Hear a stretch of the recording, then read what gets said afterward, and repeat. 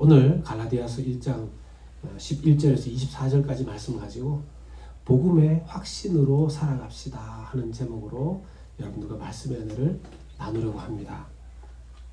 여러분들은 혹시 내가 믿고 있는 이 복음이 진짜인가 하는 그런 의문을 가져본 적이 없으십니까? 정말 예수님이 하나님의 아들로서 어떻게 동정녀, 그러니까 결혼해서 한 번도 남자와 자보지 않은 그런 여자의 몸에서 하나님의 아들이 태어나고 또 살아가는 동안 하나님의 나라를 가르치시고 인류의 죄를 위해서 십자가에서 죽으시고 그 죽으신 분이 3일 만에 무덤에서 부활하시고 그것을 믿는 사람들은 다 그 죄가 용서된다는 그 사실을 여러분들은 의문을 가져본 적 없으십니까? 이게 인간이 혹시 조금이라도 각색을 했거나 혹시나 이 이야기가 어떤 한 나라, 한 마을, 그 지방에 전해 내려오는 전설이나 어떤 신화 같은 거 그런 건 혹시 아닐까? 그런 의문을 가져본 적은 없으십니까?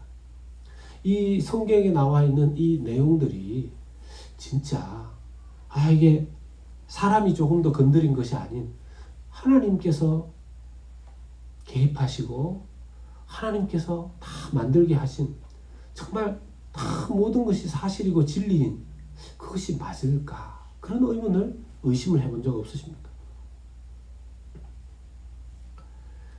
만약 그것에 대해서 확신을 가지고 있는 사람과 중간중간 이게 맞는지 맞지 않는지 의문이 풀리지 않는 사람과 그 복음을 믿고 살아가는 것에는 큰 차이가 있을 겁니다. 그런 복음의 확신을 가진 사람은 담대하죠. 당당하죠. 평안합니다. 세상 다 무너지는 것 같아도 소망이 있습니다. 아까 우리가 찬양하지 않았습니까? 어떠한 고난이 있어도 만유의 주여 소망되소서. 그 찬송이 바로 그 복음을 확신하는 사람의 찬송이 되는 것입니다. 그런데 반대로 그 복음에 대한 믿음의 확신이 부족하게 되면 그 소망이 약해지죠. 때로는 그 소망이 보이지 않습니다. 사람에게 소망을 가지게 되고 물질의 소망을 가지게 되고 돈의 소망을 가지게 되죠. 그러니까 돈이 없으면 소망이 샥 줄어들고 돈이 많아지면 소망이 확 살아나요. 근데 나중에 결국은 돈에 목숨 걸고 막 살았던 사람이 뭐 때문에 또 눈물 흘립니까? 돈 때문에 눈물 흘리죠. 사람을 너무 좋아하고 사람의 관계에 목숨 걸었던 사람은 또 무엇 때문에 눈물 흘립니까? 사람 때문에, 관계 때문에 가슴이 찢어집니다. 그런데 우리를 실망시키지 않고 영원한 소망을, 변치 않는 소망으로 우리를 붙들어 주는 것은 하나님의 진리의 영원한 확실한 복음밖에 없는 줄을 여러분들 믿으시길 주의 이름으로 축원합니다. 근데 문제는 이걸 어떻게 확신하면서 살 수 있느냐는 거죠. 여러분 교회를 다니면 다 복음의 확신이 있겠습니까? 그렇지 않더라고요. 직분을 받으면 복음의 확신이 있겠습니까? 저처럼 목회자가 되고 이러면 그럴 때는 있습니다. 이렇게 그런 의문이 들고 진짜인가 이렇게 고개가 갸우뚱거려지는 그때에도 목사니까 표를 내서는 안 된다 이런 건 있습니다. 표를 내서는 안 된다. 혼자서는 막 하나님 죽겠습니다. 어떡합니까? 막 이러는데 그걸 어떻게 교회에 나와서 교인들 앞에서 여러분 요즘 너무 앞이 보이지 않고 캄캄합니다. 죽겠습니다. 그 얘기를 어떻게 합니까? 그러니까 혼자 끙끙 앓죠. 그럴 때 하나님께서 이렇게 말씀하십니다.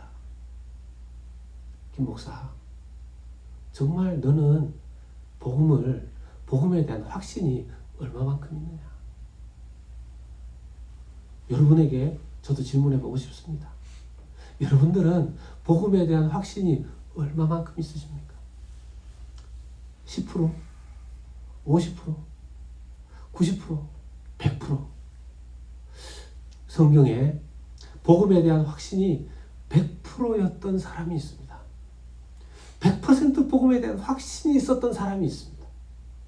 그 사람은 복음에 대한 확신이 있었기 때문에 그의 인생을 복음을 위해서 살았고, 그 복음을 주신 하나님께 영광을 돌리며 살았고, 그 복음을 믿는 믿음 때문에 어떤 상황 형편 속에서도 담대하게 살 수 있었습니다. 오늘 우리는 그 복음의 확신에 가득 찬 사람을 들여다보면서 그는 어떻게 복음의 확신을 가질 수 있었을까? 하나님께서는 왜 이 사람의 복음의 확신을 기록해 놓으셔서 우리에게 이 이야기를 들려주시고 보여주실까요?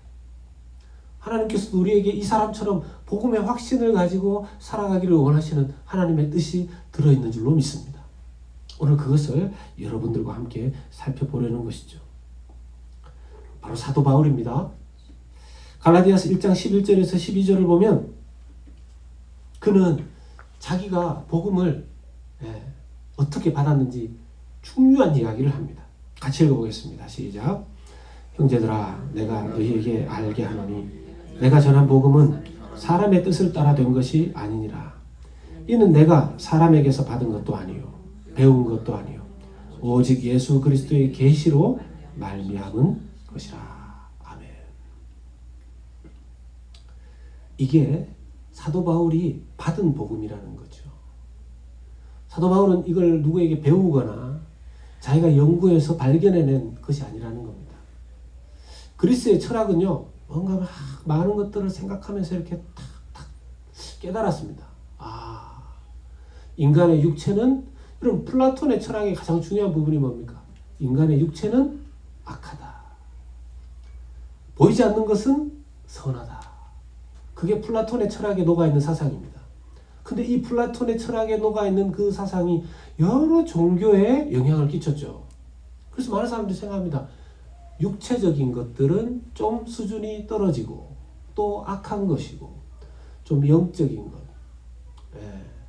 형이 상학적인 것들, 이런 것들은 좀 아름답고 고차원적인 것이다. 이런 생각이 있습니다. 그게 플라톤의 철학에서 나온 생각들이죠. 근데 이게 어디까지 스며들어갔느냐? 유대 종교, 심지어는 기독교에까지 들어가게 되고 거기에서 다른 복음에까지 들어가게 됩니다. 그러니까 육체적인 것은 뭔가 영적인 것, 묵상하고 기도하고 이런 건 다 선한 거. 거기에 또 다른 복음은 또 뭐가 있냐면요, 유대 율법의 전통에서 살았던 사람이 예수님의 복음을 믿게 되었는데, 여러분 오늘날 교회에서 복음 그러면 어느 정도로 소중하게 여길까요? 말로는 그럽니다. 복음이 제일 중요합니다. 복음이 사람을 변화시키고 복음이 세상을 바꿉니다. 이렇게 얘기를 해요.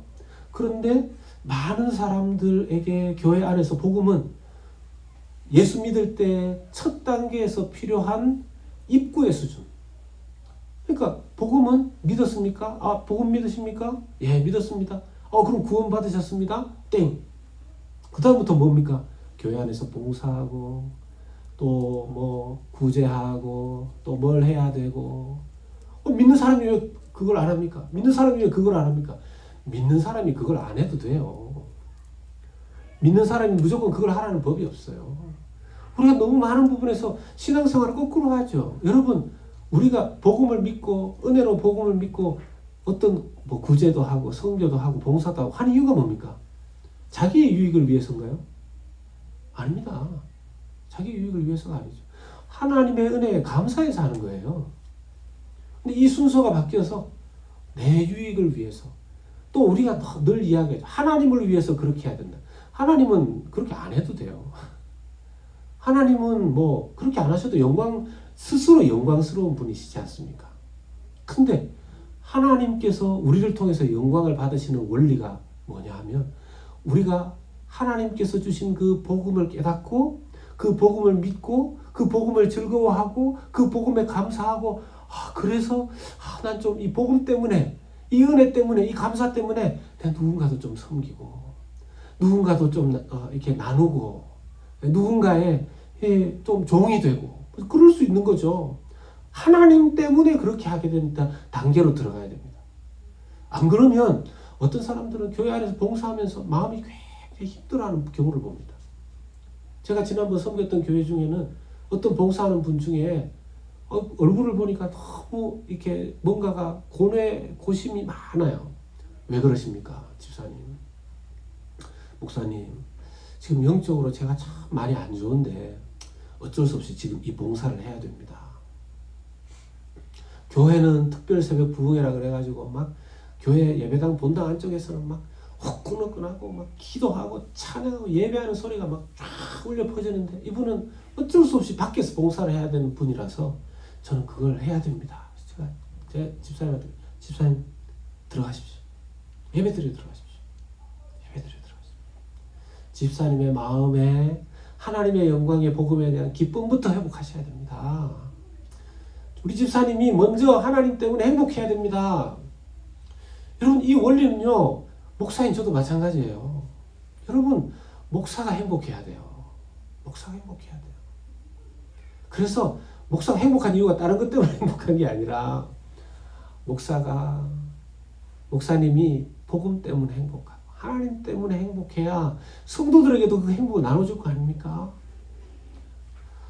목사님이 계속 이렇게 찌들어 있고 근심해 있고 걱정해 있고 무슨 그래놓고는 성도들에게 여러분 주의 이름으로 행복하시기 바랍니다. 그러면 하나님이 너부터 행복해라 그러실 거예요. 너부터 행복해라.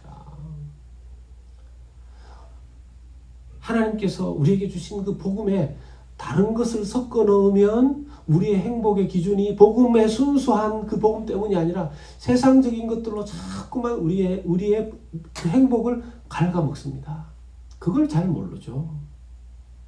자, 사도 바울이 자기가 복음의 확신으로 그냥 불구덩이에 들어가도 저는 복음 때문에 감사하고 행복합니다. 왜냐하면 복음을 저는 100% 확신하기 때문입니다. 했던 세 가지의 증거가 있습니다. 첫 번째 증거가 뭐냐면요. 자기의 그 율법주의를 내려놓게 한 것이 복음이라는 겁니다. 자기의 그 율법주의를 내려놓게 한. 여러분, 사도 바울은요. 머리끝에서 발끝까지 율법으로 똘똘 뭉친 사람이었습니다. 똘똘 뭉친 사람이었습니다. 이 사람이 그 율법을 얼마나 확신했냐 하면 복음을 확신하기 전에 갈라디아서 1장 13절과 14절 말씀 보십시다.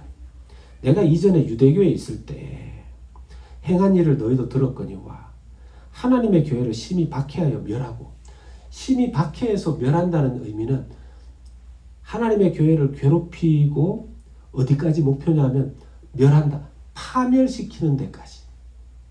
하나님의 교회를 파멸시키는 데까지 자기가 앞장섰다는 것이에요. 그러니 얼마나 율법에 대한 확신이 있었으면 그랬겠습니까? 얼마나 율법에 대한 확신이 있었으면. 거기에 14절 말씀 보면요. 내가 내 동족 중에서 이스라엘 백성을 말하죠. 여러 연갑자보다. 이 연갑자는요. 그 시대의 사람들을 말하는 겁니다. 그 시대의 사람들보다 유대교를 지나치게 믿어 아주 열심히 특심한 사람이죠. 내 조상의 전통에 대하여 율법을 말하는 겁니다. 더욱 열심히 있었으나 여러분 갈라디아서 1장 13절과 14절을 보면요. 내가 이런 사람이었는데 내가 율법주의로 살았는데 나는 율법으로 그냥 머리끝에서 발끝까지 딱 누르면 여러분 그냥 그 자판기에 밴딩 머신에 이렇게 코인 넣고 아니면 지폐나 빌 넣고 딱 누르면 딱 튀어나오지 않습니까? 뭐 콕이나 스프라이트나 여러 가지 누르면 나오는 게 그 안에 있는 게 나오잖아요. 사도 바울을 누르면 율법이 나오는 사람이었습니다. 사도 바울을 누르면 율법이 나오는 사람이었어요. 아주 그냥 율법으로 충만하고 꽉 찼던 사람. 그런 그가 다메섹에서 예수 그리스도를 만나게 됩니다.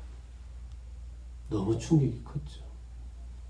그 전까지 사도 바울은 얼마나 고집이 센 사람이었냐면요.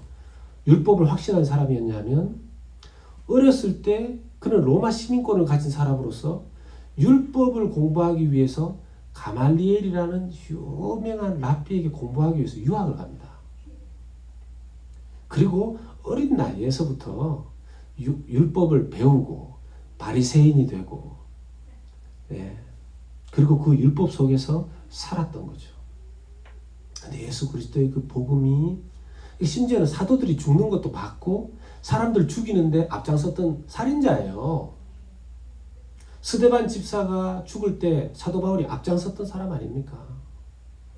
성경에는 그 스데반만 나와 있지만 다른 많은 경우에 바울이 변화되기 전에 다니면서 예수 믿는 사람들을 죽이는데 앞장섰던 사람이에요. 살인 교사, 종교적인 이유로 말이죠. 그런 그가 율법에서 빠져나올 수 없는 사람입니다. 도저히 빠져나올 수 없는 사람. 여러분 혹시 내가 율법을 한번 지켜볼까, 연구해볼까? 안 하셔도 됩니다. 누가 대신 다 해봤습니까? 사도 바울이 다 해봤습니다. 사도 바울이 다 해봤어요. 완전히 깨진 거예요. 완전히 깨진 거예요. 이 사람이 어느 정도로 율법에 자신 있었던 사람이냐면 빌립보서 3장 4절 6절 말씀입니다. 같이 한번 읽겠습니다. 시작. 그러나 나도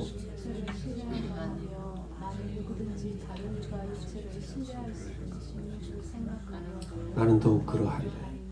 나는 8일 만에 할례를 받고 이스라엘 족속이요 베냐민 지파요 히브리인 중에 히브리인이요 율법으로는 바리새인이요 열심으로는 교회를 박해하고 율법의 의로는 흠이 없는 사람. 여러분 이 마지막 말이 대단한 말 같지 않습니까? 율법의 의로는 흠이 없는 사람이랍니다. 어떻게 이런 얘기를 할 수 있을까요?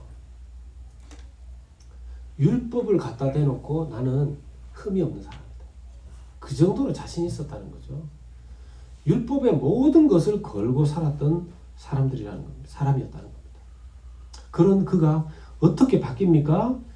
지금 빌립보 3장 4절에서 6절 말씀 바로 이어서 자기의 변화를 이렇게 얘기합니다. 그렇게 고귀했던 율법이 어떻게 됐는가? 예수님 만나고 7절에서 8절 말씀입니다.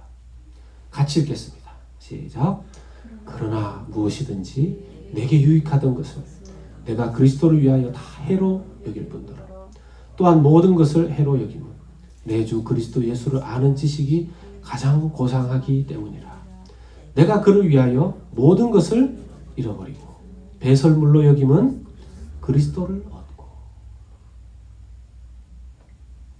불과 여러분 그 앞절에 자기가 율법으로 흠이 없는 자, 율법이 기준이고 율법이 자기의 가치고 모든 세상을 바라볼 때 율법으로만 바라본 사람입니다. 율법의 기준으로만 산 사람입니다. 아침에 눈을 뜨면 율법이고 저녁에 눈을 감을 때 율법이고 자면서 꿈을 꾸면서도 하나님 여호와여 내가 율법을 지키게 해주시옵소서 이랬던 사람이에요. 그랬던 사람이 그게 유일한 자기의 자랑이고 목표였던 사람이 자기의 피에 율법이 흐른다고 하는 그 사람이 예수 그리스도의 복음을 만나고 나서 자기에게 유익했던 모든 것을 해로 여기고 더 쉽게 얘기하면 자기의 배설물, 성경의 배설물을 좀 쓰기가 단어가 좀 그래서 그렇지 이게 뭡니까? 똥이지 않습니까? 똥으로 여긴다는 거죠. 어떻게 이렇게 한꺼번에 다 버릴 수 있었을까요? 이렇게 철두철미한 사람이 복음이 율법보다 더 확실하고 복음이 비추어지면 율법이 완전히 아무것도 아니라는 사실을 사도 바울이 깨달은 것이죠. 이렇게 철두철미한 사람이 복음이 아니고서는 율법을 내려놓을 이유가 없는 거죠.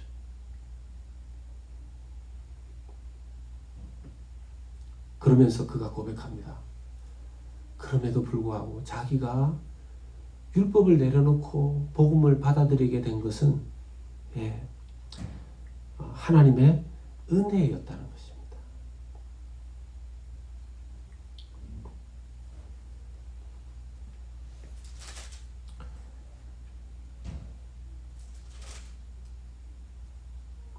(15절의) 말씀에 그러나 내 어머니의 태로부터 나를 택정하시고 그의 은혜로 나를 부르시니까. 여러분 지난주에 기억하십니까? 오직 예수 그리스도의 은혜 복음밖에 없다 그랬습니다. 오직 예수 그리스도의 은혜로 우리를 부르셨다 그랬습니다. 이 순서와 내용이 정말 중요하다 그랬습니다. 우리의 구원은요, 예수 그리스도의 은혜의 복음밖에 없습니다. 여기에 인간의 어떤 공로도 들어가면 안 됩니다. 믿으시길 축복합니다. 그리고 그 순서상 예수 그리스도의 은혜의 복음으로 우리가 나아간 것이 아니고 예수 그리스도의 은혜의 복음으로 우리를 부르셨습니다. 우리를 부르셨어요. 주님이 우리를 먼저 보셨고 주님이 우리를 먼저 부르셨습니다. 그것이 더 큰 은혜인 거죠. 세상 그 어떤 것으로도 우리는요 실망할 수밖에 없습니다. 여러분, 우리가 누구를 만족시킬 수 있습니까? 여러분, 우리가 자기 자신을 만족시킬 수 있습니까? 우리가 우리 자녀를, 그 사랑하는 자녀를 만족시킬 수 있습니까? 우리가 우리의 부모님, 그 효도하고 싶은 부모님을 만족시킬 수 있습니까? 이 세상 어떤 것도 만족시킬 수 없습니다. 그래서 실망하게 되잖아요. 그런데 좀 과격하게 얘기해서 어떤 짓을 해도 우리에게 실망하시지 않는 존재가 있습니다. 누굽니까? 하나님, 여호와 하나님이신 줄로 믿습니다. 아유, 그래도 제가 잘못하면 하나님 실망하시지 않겠습니까? 이미 우리가 어떤 존재인지, 어떤 짓을 하면서 살아왔는지, 어떤 상태에 있는지 이미 다 완벽하게 아십니다. 그러시고도 은혜의 복음으로 우리를 부르신 것입니다. 근데 뭘 실망하십니까? 이걸 깨닫고 나야지만 내가 사는 것이 은혜이고 중요한, 여러분 오늘 말씀 가운데 15절에 보면 이렇게 사도 바울이 고백하죠. 내 어머니의 태로부터 나를 택정하시고. 여기 이제 유명한 그 예정론이 나옵니다. 예정론으로 들어가면 사람들이 예정론을 이렇게 오해를 많이 하더라고요. 예정론, 하나님이 이 사람 믿게 하기로 결정했으면 뭐 온갖 쓰레기 같은 짓을 해도 믿고 천국 갈 것이고, 아무리 저 사람이 선하고 뭐 믿어보려고 해도 하나님이 예정하지 않았으면 저 사람 못 믿고 지옥 갈 거다. 여러분, 이것은 예정론의 원래의 뜻이 아닙니다. 오해하시면 안 됩니다. 예정론이 생기고 예정에 대한 예정론 교리가 먼저 생긴 것이 아니고요. 성경에 사도 바울처럼 자기가 예수 그리스도의 복음을 은혜로 받고 나서 보니까 자기의 인생이 완전히 새롭게 이해되는 거죠. 자기의 가치관이 완전히 달라지는 거죠. 자기의 인생을 돌아보니까 내 걸음걸음마다 하나님께서 내가 그렇게 못난 짓을 하고 살아도 하나님이 보고 계셨구나. 내가 하나님 그렇게 몰랐는데도 하나님은 나를 버리지 않으셨구나. 그래서 지금 나를 하나님 앞으로 인도하셨구나. 그걸 깨닫고 고백하는 게 뭡니까? 예정론이에요. 모태로부터 나를 작정하셨구나. 이건 예수 그리스도의 복음의 은혜를 깨달은 사람의 하나님 앞에서의 고백이에요. 고백. 이걸 세상에 그냥 막 갖다 붙이면서 믿기로 예정되어 있는 사람은 믿을 거고 믿기로 예정 안 되어 있는 사람은 안 믿을 거고, 이렇게 적용시키면 안 되는 교리예요. 우리는 그렇게 하는 분들이 이제는 없었으면 좋겠습니다. 없었으면 좋겠습니다. 두 번째로 사도 바울이 우리에게 보여주는 확실한 믿음의 근거는요, 자기가 직접 깊이 성찰한 복음입니다. 자기가 깊이 복음에 대해서 깊은 성찰의 시간을 가졌습니다. 복음의 영광의 빛을 발견했을 뿐만 아니라 이게 진짜인지 깊이 성찰하는 시간을 가졌습니다. 17절에서 19절 말씀을 보시면, 또 나보다 먼저 사도된 자들을 만나려고 예루살렘으로 가지 아니하고 아라비아로 갔다가, 자기가 복음을 받고 난 다음에 그 사도들에게 가지 않았어요. 복음을 배우고 뭐 이렇게 하려고 하지 않았습니다.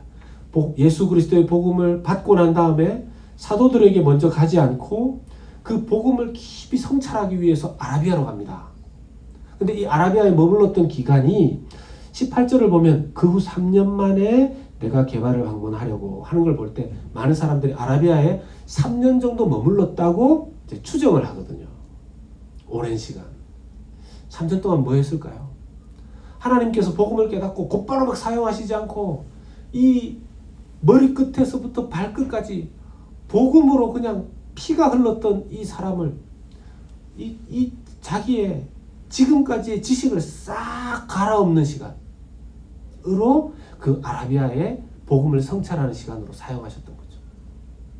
여러분, 우리가 믿는 복음이 그냥 교회에 들어오는 단순한 티켓, 이제 시작할 때 딱 끊으면 끝날 때까지는 그 티켓 그냥 주머니에 넣어놓고 안 보는 그 티켓이 아니라 그 복음이 지식에도, 우리의 정서에도, 우리의 가정에도, 우리의 삶과 죽음에도, 우리의 천국에도, 우리의 모든 대인관계에도, 우리의 모든 일터에서도 모든 것에 적용이 된다라면 여러분, 우리의 머리끝에서 발끝까지 복음이 몇 퍼센트 우리에게 충만할까요?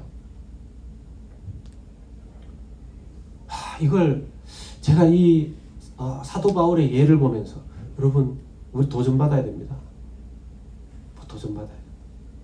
바울이 아침 저녁으로 율법을 묵상하던 사람에서 이제 복음을 묵상하는 사람이 된 것처럼 우리는요, 아침에 눈 뜨면 오늘 하나님 내 복음의 기쁨과 감격에 집중하게 해주십시오.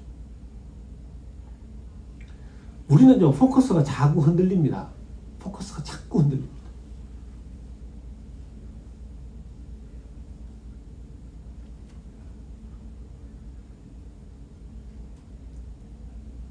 저도 그렇습니다. 저도 어쩌다 이렇게 저도 모르게 자연스럽게 복음에 대한 포커스가 흔들려요. 불안해지죠. 마음이 무겁고. 제가 어떨 때 집에서 막 하소연을 해요. 제 아내 앞에서.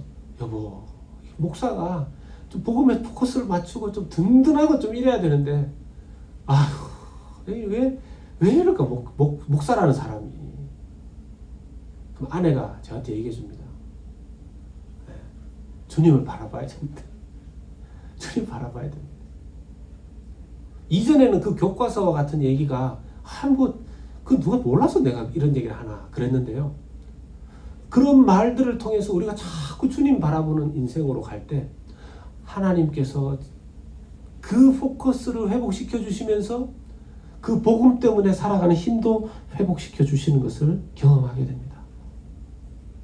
여러분, 믿는 사람은 뭘로 살아야 될까요? 예수 믿는 사람들. 네? 복음을 믿는 사람들은 뭘로 살아야 될까요? 복음으로 살아야 돼요. 우리는 근데 세상에서 다른 걸로 자꾸 살려고 그럽니다. 다른 걸로 자꾸 용기를 얻으려고 그래요. 다른 걸로 자꾸 확신을 얻으려고 그래요. 로마서 1장 17절 말씀, 중요한 말씀입니다. 로마서 1장 17절. 저는 이걸 옛날에 신학교 때 롬 117로 외웠거든요. 롬 117. 로마서 1장 17절. 같이 한번 읽어보겠습니다. 시작. 복음에는 하나님의 의가 나타나서 믿음으로 믿음에 이르게 하나니 기록된 바 오직 의인은 믿음으로 말미암아 살리라 함과 같으니라. 아멘. 믿는 사람은 뭐로 살라 그럽니까? 네? 믿는 사람은 뭐로 살아라 그럽니까? 믿음으로. 근데 우리는 왜 믿음으로 못 살까요? 네? 우리가 왜 믿음으로 못 살까요? 믿음으로 살면 망할 것 같거든요. 믿음으로 살면 망할 것 같아요. 믿음으로 살면 실패할 것 같거든요. 실패하기 좋아하는 사람이 어디 있습니까? 여기서 제가 약간 삼천포로 좀 한번 샜다가 하겠습니다. 한국 사람들만큼 실수와 실패를 잘 다루지 못하는 사람들이 잘 없는 것 같아요. 언제 그걸 느끼냐 하면 한국 사람들은요, 어떤 국제적인 게임이나 중요한 경기에 나가서 지면 막 울고 불고 쓰러지고 난리가 나요. 정말 그래요. 제가 얼마 전에 그 한국의 어떤 예능 프로그램 중에서 연예인들하고 막 이런 사람들, 여자분들이 나왔어요. 축구, 미니 축구 하는 게임을 봤거든요. 근데 막 그거에 졌다고 막 펑펑 우는 거예요. 어떤 사람이 얘기해요. 자기 평생 이렇게 울어본 적이 없다고. 그래서 제가 이렇게 보면서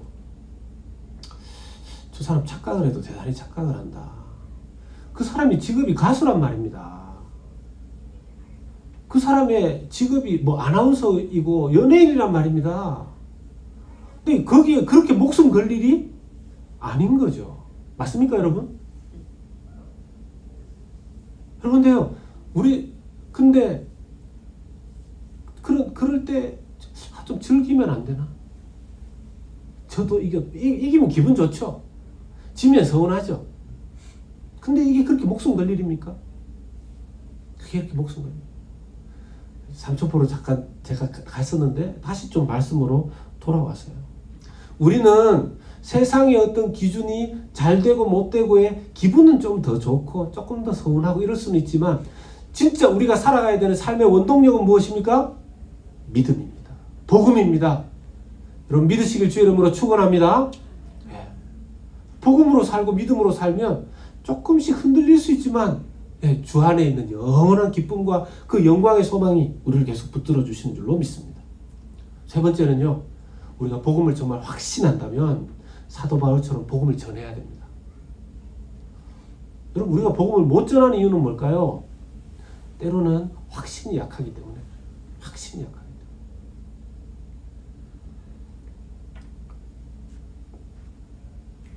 사도 바울이 하나님의 복음을 발견하고 예수 그리스도의 복음을 발견하고 인생이 바뀌어버렸습니다. 머리끝에서부터 발끝까지 그냥 율법 그걸로만 살았던 사람이 머리끝에서 발끝까지 예수 그리스도의 복음, 예수님으로 머리끝에서 발끝까지 충만하게 채워졌습니다. 근데 그걸로 나 구원받았네, 감사하네 이렇게 산 것이 아니라 그걸 전하면서 살았다는 거죠. 20절에서 24절의 말씀이 그런 말씀입니다. 자기가 하나님 앞에서 하는 이것이 거짓말이 아니다. 그 증거 중에 하나는 세 번째 증거가 이겁니다. 자기가 그렇게 핍박하던 교회를 다니면서 이제 복음을 전하고 섬기는 자가 되었다는 것이죠. 여러분, 교회는 누가 섬깁니까? 교회는 누가 사랑해야 됩니까? 하나님의 복음을 깨달은 사람들. 하나님의 복음에 감사한 사람들. 그래서 복음을 전하고 복음이 있는 교회 성도들과 교제하는 겁니다. 여러분 복음을 깨달은 사람은요 교회 안에서 외톨이가 되면 안 됩니다. 복음을 깨달은 사람은 복음 있는 제가 보니까 자기도 이렇게 자격도 없고 공로도 없고 그런 사람 하나님께서 은혜로 부르셨는데 저 존귀한 사람들 저기 있는 그러면서 교제하는 거죠. 그런 교회를 섬기는 자가 된 거죠. 교회를 섬기는 자가 된 겁니다. 그리고 23절을 보면요. 복음을 전하는 자가 된 겁니다. 복음을 위해서 살 뿐만 아니라 복음을 전하고 복음으로 세워진 교회를 모두 귀히 여기는 사람들이 된 것입니다. 요즘 팬데믹의 영향으로 복음 전하기가 참 어려워졌어요. 이전보다 만나는 사람의 기회가 많이 떨어졌어요. 그럼에도 불구하고 이 안타까운 상황이 있지만 우리가 하여튼 우리의 삶의 수준 안에서 범위 안에서 우리 교회가 비록 뭐 그렇게 크지 않지만 뭐 크지 않는 게 아니라 부족하지만 우리 교회 범위 안에서 복음을 전하고 섬기는 또 노력을 해야 되는 것이죠. 구제와 선교. 제가 보니까요. 한 몇 주 전부터 우리 예배 드리는 건너편에 이렇게 박스가 보이더라고요. 거기에 이렇게 커뮤니티 달라스, 커뮤니티 파트너스 달라스라는 그런 단체를 서포트하는 도네이션을 받고 있더라고요. 코트와 토이, 그러니까 택이 붙어 있는 코트 또는 뭐 입었어도 다른 교회 보면은 코트 드라이브를 거는 데를 봤거든요. 그 겨울이 추운 왜 동부 지역이나 이런 쪽에서 많이 하죠. 그 제가 바로 광고하려고 하다가 좀 더 알아보고 이게 어른 대상인 건지 아이 대상인 건지. 토이도 이제 뉴 토이나 아니면 뭐 쓰던 거 깨끗하게 해서 좀 그런 것 같아요. 그게 이제 도네이션하라는 거죠. 이런 식으로 좀 세상을 섬기는 것에도 함께 좀 동참하는 거. 좀 있으면 우리 땡스기빙이지 않습니까? 우리 참 감사하죠. 하나님께서 우리 성도님들에게 베푸신 은혜 참 감사한데 제 마음에 그런 생각도 있습니다. 부족하지만 또 하나님 앞에서 좀 우리 교회가 할 수 있는 정도에서 좀 선교와 구제도 이번 땡스기빙에 좀 했으면 좋겠다 하는 생각이 좀 들어요. 그래서 제3세계의 또 선교 단체를 위해서나 또 지금 확 복음을 전하는 선교 단체나 선교사님들 위해서 좀 일부적으로 그때 좀 이렇게 섬기고 좀 서포트하고 하려는 그런 계획을 가지고 있습니다. 우리 개인도 좀 그래야 되겠죠. 어떻게 해서든지 안 믿는 사람 있으면 그 복음 전하는 노력들을 해야 될 것입니다. 뭐 전할 수 있으면 전하고 상황 안 되면 안 해도 되는 게 아니죠. 고린도전서 9장 16절 말씀 보면 사도 바울은 이 정도로 고백합니다. 같이 읽겠습니다. 내가 복음을 전할지라도 자랑할 것이 없으면 내가 부득불할 일임이라. 만일 복음을 전하지 아니하면 내게 화가 있을 것이로다. 아멘. 자기가 복음 전하지 못하면 이것이 너무 비통하다는 겁니다. 이게 너무 슬프다는 거죠. 너무 부담스럽고 그것에 대한 고뇌가 가득 차 있다는 것입니다. 그리고 이런 삶을 살아갈 때 가장 중요한 것, 하나님께서 이런 삶을 뭐라고 여기시냐면요. 오늘 말씀의 결론과도 사실은 같을 수 있어요. 갈라디아서 1장 24절 말씀입니다. 같이 읽겠습니다. 시작. 나로 말미암아 하나님께 영광을 돌리니라. 아멘. 여러분, 하나님께서 영광 받으시는 것이 무엇인지 성경에 명확하게 나와 있습니다. 돈을 많이 벌어서 하나님께 영광 돌리는 게 아니라는 거죠. 내가 높은 권력의 자리에 가서 하나님께 영광 돌리는 것이 아니라는 겁니다. 하나님께서 주신 그 은혜의 복음을 깨닫고 그 복음에 확신하면서 그 복음을 날마다 깊이 있게 성찰하고, 그래서 여러분 날마다 큐티하고 묵상하고 아침에 눈을 뜰 때 저녁에 눈을 감을 때 하나님 복음에 초점을 맞춘 오늘 하루가 되게 해주십시오. 복음의 그 영광 속에 살아가는 오늘 하루가 되게 해주십시오. 내 복음의 눈으로 내 배우자를 바라보고, 그 복음의 눈으로 내 자녀를 바라보고, 복음의 눈으로 내 일터를 바라보고, 복음의 눈으로 내 인생을 바라보게 해주시옵소서. 그런 기도 속에 살아가며 하나님의 영광으로 충만해지는 마음이, 가슴이 그것으로 뜨거워지는 인생을 살 때, 그리고 그 복음을 다른 사람들에게 전할 때 하나님은 영광을 받게 되신다는 것입니다. 그런 삶으로 하나님 앞에 영광 올려드리는 저와 여러분 될 수 있기를 주님의 이름으로 간절히 축원하며 소망합니다.